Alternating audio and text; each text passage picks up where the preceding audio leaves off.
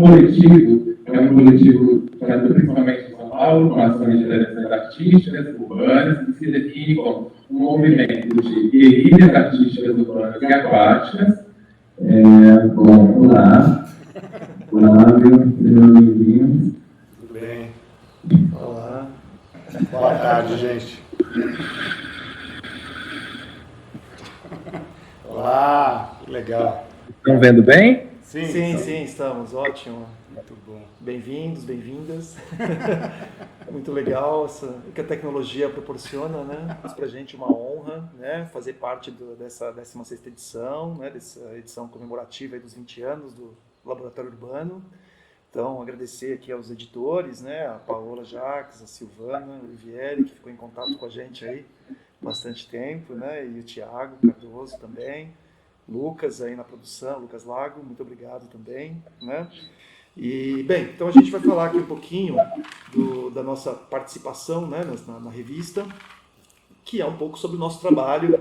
Vocês tiveram a possibilidade de ver aí na tela, né, um pouco do que a gente tem feito nessa perspectiva aí de um certo ativismo e ação artística, né, nesse misto. O Secura Humana, né, que é essa autodenominação do nosso coletivo de dois, surgiu um pouco no contexto da questão da crise hídrica, né, da crise de abastecimento, na verdade, né, que aconteceu aqui em São Paulo por volta de 2014. E teve essa situação um pouco dramática, né, da falta de água nas torneiras aqui, bem, não só na capital, como em outras cidades do interior e tudo mais.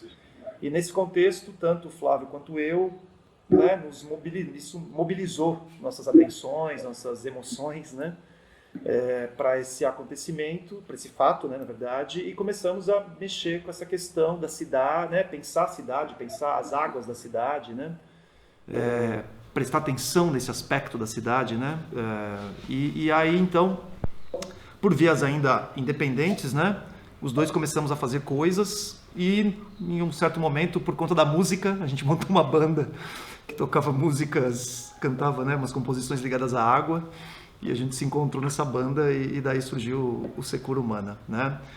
Então vem desse contexto, né, da crise de abastecimento, e esse é o nosso, né, o disparador de um certo espanto, né, nosso com a cidade, né, porque ao mesmo tempo que faltava água nas torneiras, corria água pelas sarjetas da cidade, corria água pelos rios da cidade, né? Quer dizer, a água estava presente, né? A água não estava ausente né, enquanto matéria na cidade, mas não estava nas nossas torneiras, né? Quer dizer, tinha algo que não fechava, né? Uma conta que não fechava, algo de estranho se passava. E sem diminuir o fluxo, né? As águas de nascente, o fluxo não era alterado porque estava numa crise hídrica, né? Continuava constante, todos os pontos que a gente tem mapeados em São Paulo, né? Claro, não, isso aí, a gente vai jogando, batendo bola aqui.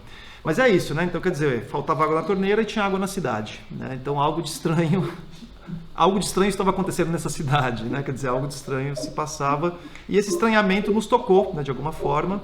Não só a gente, né? Vários outros grupos, alguns já tinham surgido até antes aqui em São Paulo, outros surgiram nesse contexto, né? Lidando, questionando a questão, esse desaparecimento, né? Ou essa forma de lidar com as águas da cidade, né? Basicamente isso, os rios, né? Uma cidade como São Paulo que surgiu à margem dos rios, né?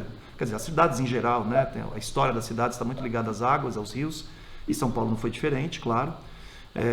Mas com o passar do tempo, com esse urbanismo, né, que a gente teve em curso aí ao longo dos séculos XIX e XX, os rios foram desaparecendo da paisagem urbana, né? E a gente então passou a ter uma relação com a água bastante complexa, vamos dizer assim, né? Complexa não é a palavra exatamente boa, né? Mas um pouco uma relação ruim, né, com as águas da cidade. Bem, então nesse contexto a gente então surgiu ligados bastante a uma perspectiva de um ativismo ambiental, né, porque toda essa pegada, esse debate vinha muito por uma questão ambiental, mas ao mesmo tempo também tinha um viés artístico, né, que nos tocava de alguma maneira. E a gente então acabou apostando um pouco nessa junção de uma pegada artística ativista, né? Daí esse neologismo ativismo, que não é nosso, né? circula por aí já a ideia de artivismo. Mas nessa perspectiva, né, de pensar que o ativismo ele ganha uma dimensão estética e, portanto, uma potência com a associação à arte, né? Então, o ativismo ele ganha força na sua ação quando se associa, né, uma linguagem artística, e o contrário também, né? A ação artística ganha uma potência, uma energia, uma vitalidade quando ela tem uma causa, né? Quando ela se associa a uma causa. Né? Então essa associação entre ativismo ambiental e ação artística se mostrou potente, né, para as questões que a gente queria levantar, né? Eu acho que eu queria só dizer assim que, né, nessa época 2000, quando a gente se conheceu, né, em 2015, né, a gente acabou ganhando um edital, um financiamento aqui do governo de São Paulo com um projeto que chamava Vidas Secas SP, que era um projeto a partir do espanto que a gente teve ao ver as represas secas, né? As represas aqui estavam com aquele chão rachado, a gente conseguia andar no leito da represa seca sem água. Então, ao propor um projeto artístico fincado na causa ambiental, aquilo teve uma explosão que, assim, que de lá foi gerado uma série Era um projeto com uma verba muito pequena, né? Só que foram geradas muitas reverberações artísticas, né? Um livro de poesia, músicas, a própria performance do Mergulho no Rio Tietê, a nossa banda que a gente formou, que é o Tribororo, que está reverberando até hoje, a performance da piscina regando o deserto, não sei se... Enfim, e aí isso foi trazendo para a gente mesmo realmente essa potência que é a arte misturada com o ativismo, com a causa. E assim, essa questão climática foi só avançando a discussão e piorando no Brasil, né? Então ela dá muito pano para manga mesmo, para a criação de espanto, né? E só para fazer um link, né, com o trabalho que é a base do número 16 da revista, né, que é da Isabelle, né, Isabelle Stenge, me parece, né, que essa possibilidade da ação artística na rua, né, a arte pública, né, ela é uma forma interessante para a gente lidar com as convenções, né, com as convenções estabelecidas e que delimitam aí o possível dentro de uma cidade, né? A arte tem uma certa permissão em alguma medida, né? Tem uma certa aceitação de uma transgressão possível, né, das convenções, e aí é uma estratégia, então, talvez para a gente trazer a ideia da complexidade para a cena, né, que a Isabelle defende ali no texto dela, quando pensa em reinventar a cidade, né? Quer dizer, como que a gente escapa do complicado, né, que são essas convenções estabelecidas, e entra num jogo de complexidade, né? Traz isso para a cena urbana novamente. Né? Sai do já dado e entra num se fazendo, né? E a ação artística, portanto, ela tem essa potência, né? Porque ela tem essa ação, essa prerrogativa de transgredir em alguma medida, né? Ela tem uma certa liberdade. Bem, e aí então nosso texto tem esse início, né? E aí a gente caminha para alguns princípios, vamos dizer assim, da nossa ação na cidade, né? Ligada a essa questão da água, que eu vou citar aqui e a gente vai compondo, né, um pouco o percurso do texto que está publicado, né? Um primeiro deles é a ideia de estranhamento e espanto, né, que aparece ali no texto, né? E o pressuposto, né, desse tópico é essa ideia, desse princípio, essa ideia de sermos capazes de estranhar o mundo em que vivemos, né? Quer dizer, a gente vai se anestesiando um pouco com a realidade que temos, né? Com o cotidiano, com a repetição, com a realidade que se apresenta como dada, né? E isso nos imobiliza em alguma medida, né? A repetição passa a ser uma chave, né, de funcionamento social, bem individual, que seja. E aí a ideia de estranhar o mundo em que se vive, de estranhar a si próprio em última instância, né? Passa a ser algo fundamental, né? Então, e isso nos ajuda a escapar, né, de uma visão fatalista da realidade urbana, por exemplo, né, ou de uma inevitabilidade de um urbanismo que está em curso, né? Quer dizer, então a gente ser capaz de estranhar o mundo em que vivemos, estranhar a cidade, estranhar a realidade ao nosso redor é fundamental. E daí então a gente, né, realiza algumas ações nessa perspectiva. Acho que a mais evidente nesse sentido foi o mergulho do Tietê, né? Quer dizer, temos um rio que atravessa a cidade de São Paulo, né? É o maior aqui na cidade. Nascemos e ele já estava desse jeito, né? Já estava completamente poluído, né? Ele vem sendo poluído de maneira mais forte desde a década de 40. E sabemos do histórico dele, né? Num dia não foi, mas nascemos ele já era. E a gente passou a aceitar esse rio dessa maneira, né? Aprendemos a não ter contato com ele, aprendemos que a gente tem que maldizer esse rio, né? A gente aprendeu, a gente foi sendo apresentado, né? A gente foi apresentado a essa paisagem, apresentado a esse rio desse jeito e nos acostumamos com isso, né? E assim, a cidade é assim. Essa ideia da inevitabilidade, essa ideia de uma coisa fatalista, né? Quer dizer, é assim, tá dado. E a ideia foi exatamente, espera um pouquinho, né? A gente precisa estranhar essa realidade que temos, né? Então o mergulho no Tietê é exatamente esse choque, né? Um corpo que se coloca ali naquele lugar, né? Naquele lugar onde não era para ter nada, né? Não era para ter vida, não era para ter corpo, não era para ter coisa nenhuma, é só um canal aberto, né, gigante de esgoto. Esgoto, né? E então essa é uma ação que atua nessa chave, né, de um estranhamento e de um espanto, tanto para quem realiza, para nós, né, materializar esse estranhamento, mas para quem vê, né, para quem presenciou, seja lá presencialmente, seja pelo vídeo que vocês viram aí, mas esse choque de um corpo que se expõe, né, a essa realidade. E isso põe em curto-circuito, né, tudo que a gente foi acostumado a aceitar como inevitável e como fatal, né? Então essa presença, esse corpo em risco, né? E aí a gente vai criando conceito também, a partir do mergulho, a gente vai conceituando também, que a gente chama de um mergulho não mergulho, né? Que é porque para fazer um mergulho o corpo precisou estar totalmente protegido de qualquer contato da água. Então, na verdade, não é um mergulho literalmente, né, em contato com, não nadou em águas límpidas. Aquilo ali é um esgoto, um córrego, inclusive não é nem um rio morto, né? Ele é um esgoto a céu aberto cruzando a maior cidade da América Latina, né?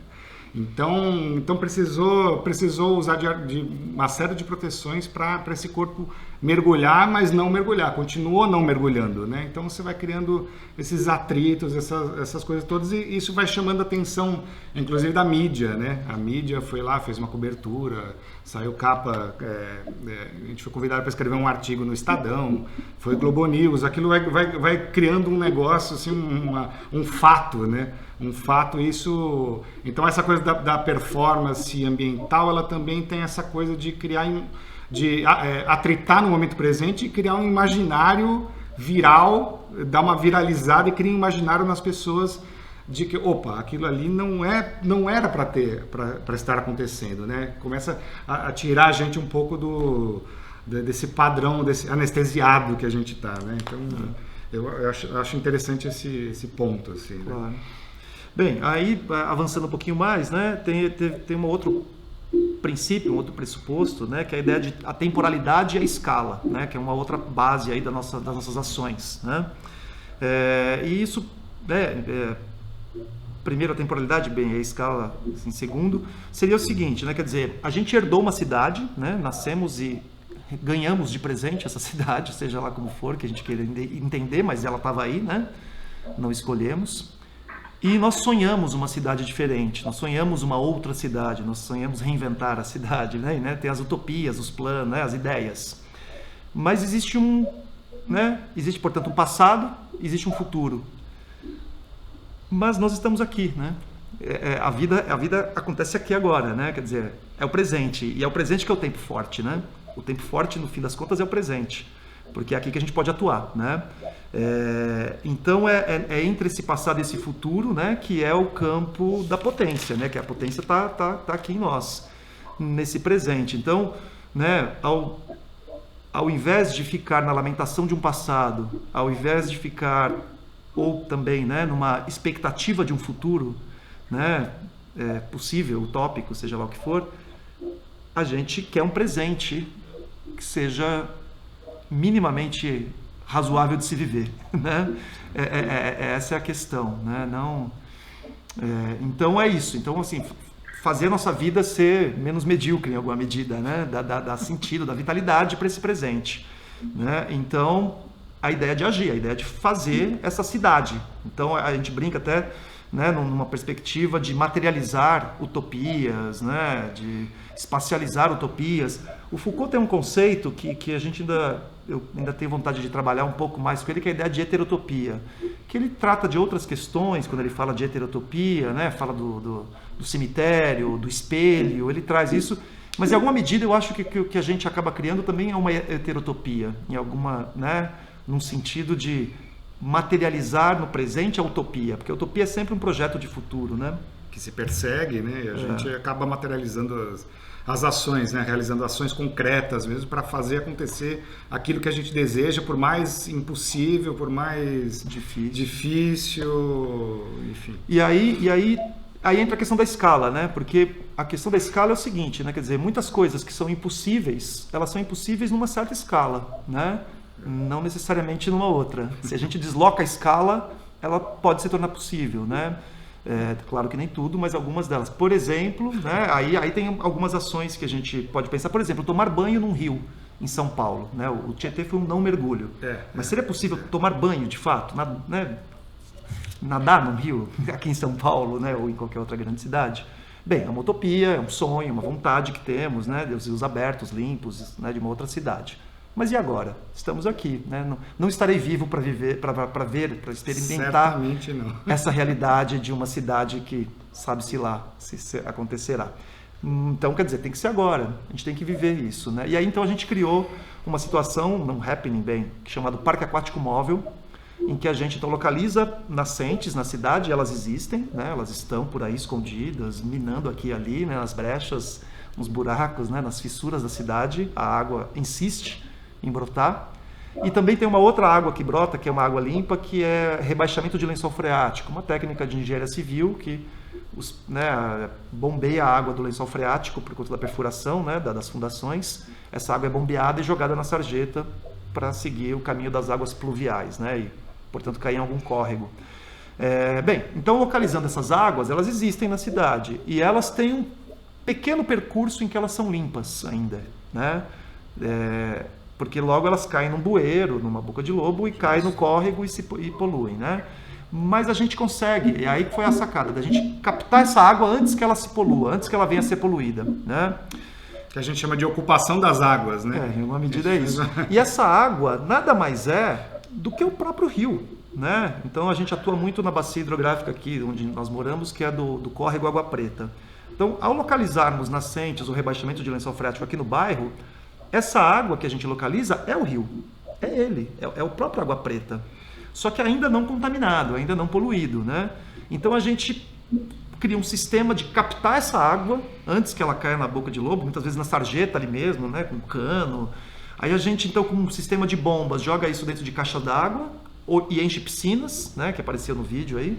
A gente enche piscinas infláveis e dessa caixa d'água a gente joga para o alto, faz o que a gente chama de cachoeira urbana, né?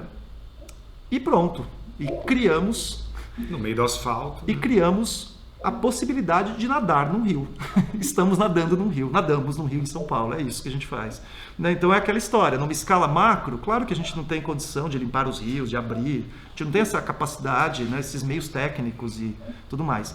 Mas deslocando a escala, numa escala micro, e usando de recursos técnicos relativamente simples, né, a gente consegue nadar nos rios.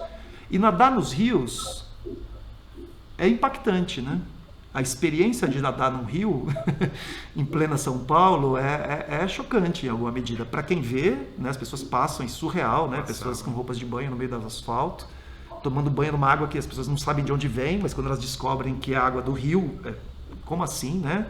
Como assim? Tem rio nessa cidade, quer dizer, tem um curto-circuito de novo. E para quem vive a experiência, né, mais forte ainda, né, porque aí realmente você tem essa experiência. Eu brinco que o meu filho, né, eu nasci numa cidade que não tinha um rio, não existia rios, né? Existia só esses esgotos a céu aberto. O meu filho, que tem 6 anos, a cidade dele tem rios. É outra cidade já, né? Tem um efeito simbólico, tem um efeito no imaginário que é potente e que aponta para uma reinvenção da cidade, né?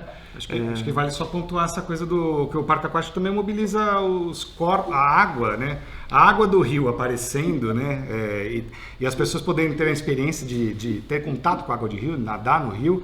Isso, e essa ação que a gente faz do Parque Aquático, que leva os corpos lá, todo mundo em traje de banho, aquilo mobiliza uma energia, uma pulsão de vida, assim, uma catarse assim, que é necessária para uma cidade de concreto e de asfalto, para esse modelo de cidade, de sociedade que a gente criou nas metrópoles, né? Principalmente numa cidade que dá a mínima para os seus rios, que joga esgoto nos rios, usa os rios para transportar esgoto, né? Então, essa ação de ocupação das águas, né, ela faz as pessoas saírem de suas casas numa cidade de São Paulo que não é praiana, né, não é uma capital, uma metrópole que não tem contato com nada realmente, e faz essa manifestação de energia pulsar, né? E isso muda muito a experiência de vida de uma pessoa numa cidade como essa, né? Então tem esse aspecto também, né? Que a gente até chama de umidificação de afetos também, né? Porque isso vai expandindo as relações, né? As pessoas vão se encontrando ali, né? E os motoboys estão passando, às vezes eles param a moto, vão tomar banho. Para a moto, que é fresco, né? É divertido. E, enfim, daí... bem, depois do Parque Aquático, a gente... Nessa mesma perspectiva de ocupação das águas, de ter contato com as águas, né?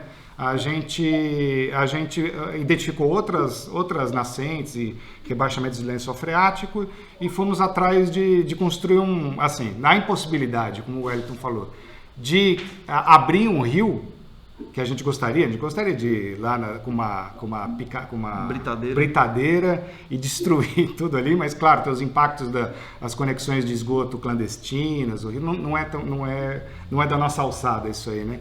Então, na impossibilidade de abrir o leito do rio original, a gente propôs, nessa perspectiva de escala e de protótipo, um rio acima do rio, um rio paralelo ao rio, um rio limpo, paralelo ao rio poluído. Então que a gente chamou de rio paralelo, que a gente construiu um pequeno margeamento, a gente construiu um pequeno lago, né, principalmente ali na Travessa João Matias, né, em São Paulo ali.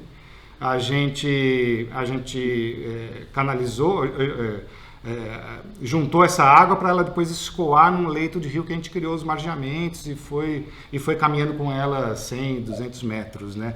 Para a gente proporcionar essa experiência de você olhar e ver um rio acima do rio, né? Então é uma experiência... Já fala do outro rio. Vamos chegar lá. Então é essa ideia do rio paralelo. O rio paralelo também atua na mesma chave, né? Eu acho que é interessante isso, né? Quer dizer, um rio paralelo ao rio, né? A gente não consegue abrir o rio, a gente constrói outro, né? De novo, brincando com essas águas antes que elas poluam. Quer dizer, as águas estão presentes, a gente consegue lidar com essas águas de alguma maneira, né? Então, ao invés de lamentar uma cidade que herdamos e de esperar uma cidade que não chega, fazer a cidade possível ou impossível, bem, né? Diante do que temos e dos recursos que temos. Essa é a ideia do rio paralelo, né? E ter a presença do rio de novo na cidade, ela também é sempre um jogo, né? Um jogo com esse imaginário, né? E esse imaginário enquanto algo potente para recriar, né? Esse espaço. Eu não sei se passou o vídeo do rio paralelo Tamanduateí, aí passou? Passou, que a gente não estava vendo. Porque não sei se você ia falar isso, porque depois o rio paralelo tem a gente tem duas versões, né, assim, né, que é uma na perspectiva do rio limpo, né, o rio paralelo limpo acima, essa impossibilidade de a gente nadar no rio, de ver um rio, a gente criou um rio. Aí tem a outra perspectiva que visto que a gente não pode nadar num rio poluído, a gente vai tratar o rio. Então a gente fez uma ação a convite do SESC, do Jardinalidades, né, para fazer pequeno protótipo de uma estação de tratamento das águas do Tamanduateí de forma ecológica, né, porque a gente A gente já sabe, que a gente já conhece muitas técnicas ecológicas de tratamento de água, e purificação, enfim, ecológicas. Então a gente convidou o Léo Tanus, que é um engenheiro ambiental, e o Jefferson Rogério, que é um construtor ambiental, e a gente fez uma performance de coleta das águas do Rio Tamanduateí, levou para dentro do Sesc Parque Dom Pedro e criou uma microestação de tratamento, né, de 2.000 litros de água, que passou por um filtro de brita, um filtro de areia, um filtro de carvão ativado, filtro com plantas macrófitas, até chegar num lago onde existiu a vida de peixes e plantas ali, né? Com a água vinda totalmente do Rio Tamanduateí. Então, só para a gente concluir, né? Então, um último tópico aqui rapidinho, a ideia, né, de brechas e guerrilhas, né, que também aparece no texto. Então, isso está baseado, na verdade não está, né, depois a gente acabou conseguindo um apoio aí numa ideia do Banksy, né, do artista inglês, mas a gente já, né, pensava um pouco nessa chave, mas ele tem uma frase que sintetizou essa ideia, que é a ideia de é sempre mais fácil conseguir perdão do que permissão, né? Então, nessa perspectiva artística ativista, né, ela tem uma potência transgressora, em certa medida, vamos dizer assim, né, de lidar com as convenções urbanas, que vai, né, entra em choque muitas vezes com as expectativas e com a dinâmica da burocracia que administra o território, né? Claro, né, reconhecemos a burocracia, reconhecemos a administração do território como algo fundamental, né, para uma certa sociabilidade e tudo mais, mas ao mesmo tempo, né, existe uma energia pulsante que precisa de um outro espaço e que a burocracia não dá conta de atender a isso. E que se a gente parte primeiramente para dialogar com essa burocracia, isso mingua essa energia, né, essa vitalidade. Né? Então, por isso a ideia, né, de é mais fácil pedir perdão do que permissão. Então, primeiro a gente age, né, confiando num certo valor ético-político do que está sendo feito. Claro que é uma aposta, claro que é um risco. Né? E lendo o texto da Isabelle Stenger, essa ideia do arriscar faz parte, né, muitas vezes, de uma possibilidade de reinvenção da cidade, né, de trazer a complexidade novamente. Então, a ideia de um risco, de confiar que há um valor ético-político no que está sendo feito, que vai ganhar espaço, uma vez materializado. Né? E o que me parece importante é exatamente a manutenção desse conflito entre a ação artística, criadora e transgressora, e uma ação burocrática de administração. Né? A manutenção dessa tensão é fundamental, né? Porque a junção... A burocracia não vai dar conta, né, de atuar nessa chave criativa e transgressora. A ação artística mingua. Então, manter essa tensão é fundamental. Esse é o ponto, né, que eu acho que é importante.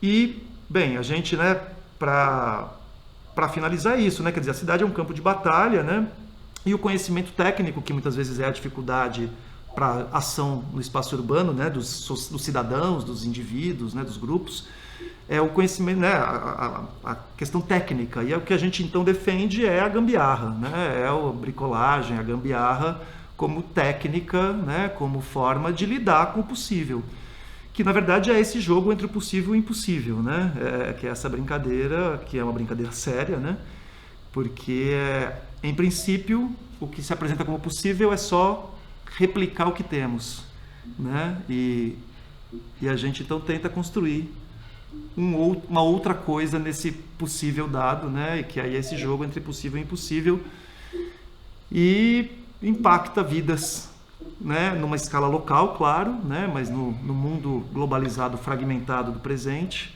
o local e o global, né, se retroalimentam, e a gente acredita que essas conexões, como por exemplo nós e vocês aí na Bahia, são potentes, e isso vai dando força para as ações locais, por uma perspectiva mais ampla, global, em última análise.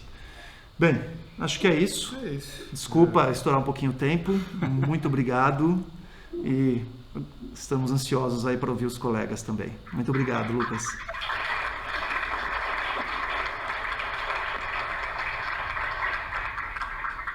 Muito interessante, né? É um desprendimento muito positivo, né? Porque exatamente abre espaços, né? abre espaço mesmo para a experimentação do pensamento, né? Que eu acho que é o que nos cabe diante da catástrofe desse exercício de pensamento que chegou até nós, né? Então a gente precisa exercitar esse pensamento, né? Precisa exercitar então a primeira coisa é agradecer essa oportunidade, muito legal, né? E somando com essa discussão, né? Que me pareceu que ficou mais forte aí da utopia, né? Desse lugar do presente e do futuro, né? Das temporalidades também, tudo. A gente trouxe na nossa fala um pouco essa ideia, né? Eu acho que uma questão que para a gente, né? Nas nossas ações sempre aparece essa ideia de qual o tempo forte, né? O tempo forte no sentido da realização da vida, né? Claro que a gente pode escolher que herança deixar, a gente pode escolher que passado buscar para afirmar algo, né? Porque é isso, né? O que é a memória, o que é a história, senão a busca, né, de coisas, né? Busca e seleção, né? desse passado, né? Uma seleção. E isso tudo se dá por agenciamentos de forças desse presente, né? Quer dizer, são posturas políticas, éticas de um presente que constrói um passado, que busca um passado, que inventa um passado, seja lá como for, e que aposta, né, para futuros, criar espaços para futuros possíveis. Mas é o presente, né? O tempo forte é o presente, o tempo forte é essa disputa, né? Tem uma frase, uma ideia, né, apresentada ali pela Isabelle o texto da Reinventar a Cidade, que ela diz lá, né, de aprender estando em situação, né? Eu acho que esse estar em situação é muito interessante, né? Porque é exatamente essa disponibilidade para as forças que nos atravessam, né? E aprender com essas forças, né? Daí eu achei interessante essa ideia do compor com, né? Quer dizer, o compor com a água, no nosso caso, compor com o invisível, no caso dos pataxós, né? Bem, compor com que forças, né? Com que forças que nos atravessam. E por meio disso criar disponibilidades, né? Porque eu acho que é isso que abre espaço, né? Quer dizer, quais as disponibilidades que a gente tem, né? Quer dizer, certos pensamentos não nos dispõem a certos exercícios, a certas liberdades, a certas experiências, né? E outras formas nos dispõem, né? Então eu acho que jogar, né, para criar disponibilidades, né, que eu acho que é um pouco o que eu estou sentindo aqui nessa conversa com vocês aí na UFBA, essa ideia de que vocês estão disponíveis para pensamentos, né, que muitas vezes a gente não encontra em alguns outros lugares, né, uma disponibilidade para se arriscar, né, no limite do que a gente consegue, e se arriscar no limite significa expandir o que a gente é capaz, né. Eu acho que essa é a força né, do que está acontecendo e das ideias que estão surgindo, e do que está na revista, né? Então, bem, é por aí que eu tenho sido provocado aqui.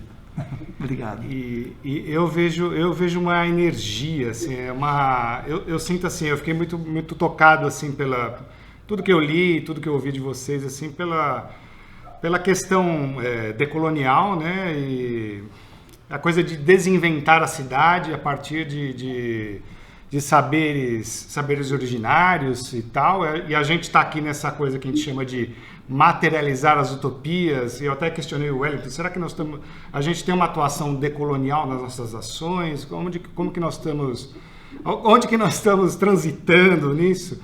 E eu sinto que existe toda uma comunidade que já está nesse lugar, assim, só que essa energia de materializar as utopias que a gente está falando é uma energia muito, muito grande, assim, porque a gente vê os trabalhos das hortas urbanas aqui em São Paulo, que é uma energia, manter aquela horta, enfrentar os movimentos contrários, aí tem o surgimento das ecovilas, tem bioconstrução. Tem uma série de ações que estão sendo fomentadas aqui, mas é uma energia tão grande. A gente, para construir um lago no meio de uma viela, para a gente, simplesmente pegar esse conhecimento ancestral que a gente já conhece através da permacultura, da agroecologia, comida sem veneno, tudo isso para a gente colocar em prática, isso é uma luta, assim, porque a gente tem que enfrentar uma série de resistências, de coisas. Então, a gente está um pouco nessa trilha, assim, de resgatar bicas, chafarizes. A gente fez um tratamento de esgoto ecológico que antes as casas tinham poços artesianos em suas casas, tinham as fossas, isso tudo foi se perdendo, a cidade foi crescendo, o rio virou esgoto, então eu vi muita energia de vocês, assim, né, para essa transformação, para essa busca, né, mas eu fico com essa coisa, assim, né, que é uma avalanche, e a gente recebe uma avalanche contrária a tudo isso, né? Então a gente fica é uma explosão de emoções aí que é difícil lidar, é difícil a gente ter pique, né? Mas eu acho que a gente precisa continuar, é isso que me inspirou essa conversa aí com vocês, assim. Acho que é isso, né? Valeu, obrigado.